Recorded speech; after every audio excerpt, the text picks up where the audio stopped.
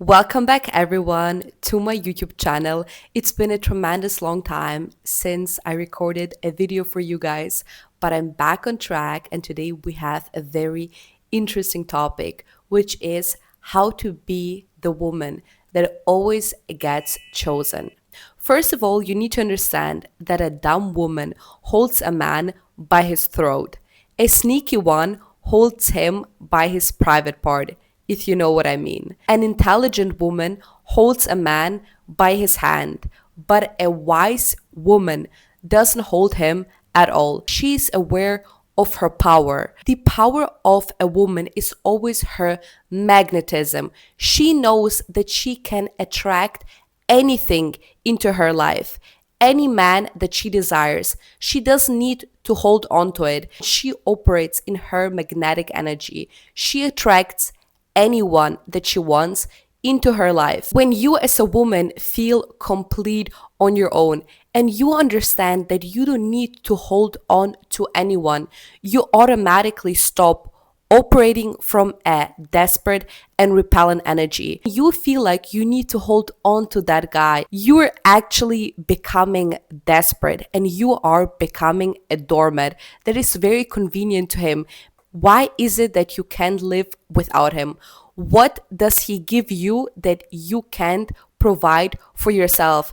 And every man, whether he admits it or not, finds it very attractive when he knows that she can live perfectly fine without him. Every man loves his freedom. And the moment he feels like you take his freedom away, he will automatically distance himself from you. And that happens when you try to hold on to him. However, if you actually give him the freedom, if you actually give him the space, he will think to himself, wow, she can live without me. She doesn't need me desperately in her life. Well, then I actually want to be part of hers. Second of all, to be the woman that is always chosen, you can't always give the guy everything on a silver plate. Sometimes you also need to humble him. When you humble him, he knows exactly that he needs to work for you, that he needs to earn you. Otherwise, if he gets everything for free, why would he want to have you? Why would he choose you over other girls? You make it way too easy for him. He will show you just how easy he can disappear from your life. So choose wisely. Also, let me give you a pro tip, especially when it's the beginning stages and you guys are getting to know each other. And then he asks you, for example, what's your type? Don't tell him that he's your type on paper. Actually, tell him the opposite of what he is. So, for example, if he's more introverted, shy, tell him, oh, I'm actually into guys who are extroverted, super outgoing. So, the opposite of what he is. Because, like that, you humble him in a small way, but he understands, oh shit, I need to step up my game if I want to be with her. She's not easily impressed by me and who I am as a person. Your words are your most powerful weapon. Your words determine how a man sees you, how he thinks about you, and if he obsesses over you.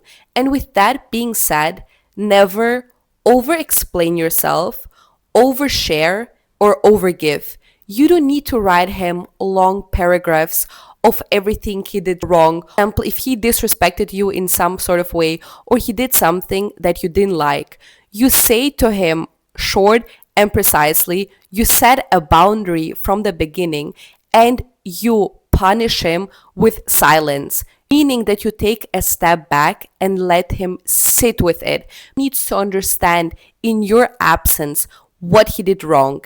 He will learn that he can't fuck with you. Often people confuse silence for weakness, but in fact, silence is actually punishment. It triggers their mind to think about it. They will start to reminisce, okay, should I have done this better? Should I have done that better? Did I lose her forever? Will she still give me a chance? That's exactly what silence creates. When you master the art of restraint, when to respond, when to not respond. He will start chasing clarity. He will start chasing your attention. And ultimately, he will start chasing you. Third of all, very important, don't be his mother, be his muse. So many girls, when they start to see a guy, they fall into the mother role. They do way too much for the guy as if he is their son. He already has a mother and he definitely doesn't need a second one. You think to yourself that the more you do for him, the more he will fall in love with you, the more he will appreciate you. But in fact, it's the opposite. The more you do for him, the less he's going to do for you.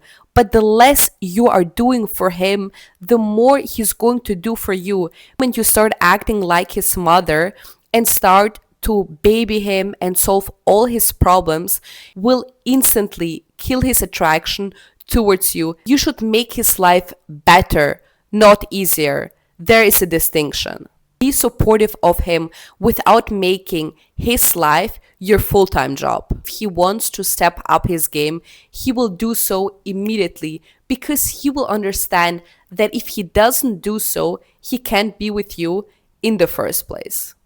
Number four goes hand in hand with number three. Just like you shouldn't act like his mother, you should also not give him girlfriend privileges without the title.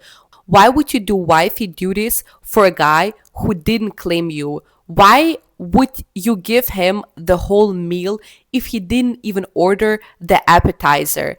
If you do everything for the guy without him having claimed you, he will think to himself, why do I need to make her my girlfriend if I already get everything out of her? It's so convenient. I get all girlfriend privileges without actually needing to commit to her. And that's exactly when you fall into the trap. Also, I get it. You might like talking to him. You might like spending time with him. But don't keep all your eggs in one basket. And you are focusing all your attention on him, you are also way more likely to overcompensate and to like kind of start chasing after him. But when you have your eggs in multiple baskets, you know that you have options. You will never chase after anyone, and you will also automatically not give him girlfriend privileges because you simply don't have the time to do so. Number five, be self-centered and not self-sacrificing. If you are the type of girl who sits at home and you keep overthinking the situation with him over and over and over again, and he takes 90% of your brain space, I'm sorry to tell you, but you don't have a life of your own, and you clearly don't do anything with your life. You are a true individual who has an interesting life of her own. You will not even have the time to overthink the situation, to keep thinking about him all the time. Prioritize your peace, prioritize your glow up, prioritize your ambitions, and you will see how all the men will start running after you. When you have a fulfilling and interesting life of her own, when you are secure in yourself, and a man understand that you don't necessarily need him, he will feel lucky to have access to you, and he will automatically want to be part of your life. And speak less but with intention, and let his brain fill in the gaps. And lastly, just to wrap it up, becoming the chosen girl isn't about playing games.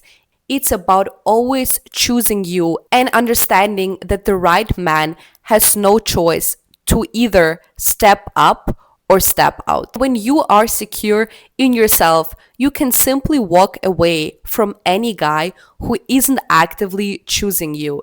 If he's not actively choosing you, he's passively losing you. Because your power always lies in your exit. Walking away sets the tone. Never need to force someone to choose you. When you see that somebody is not actively choosing you, you simply remove yourself out of the equation. As a wise woman, you will never stay where you're not wanted. Period. I hope you learned something from this video. If you did, leave a thumbs up, subscribe to my YouTube channel, and I will see you in my next video. Bye!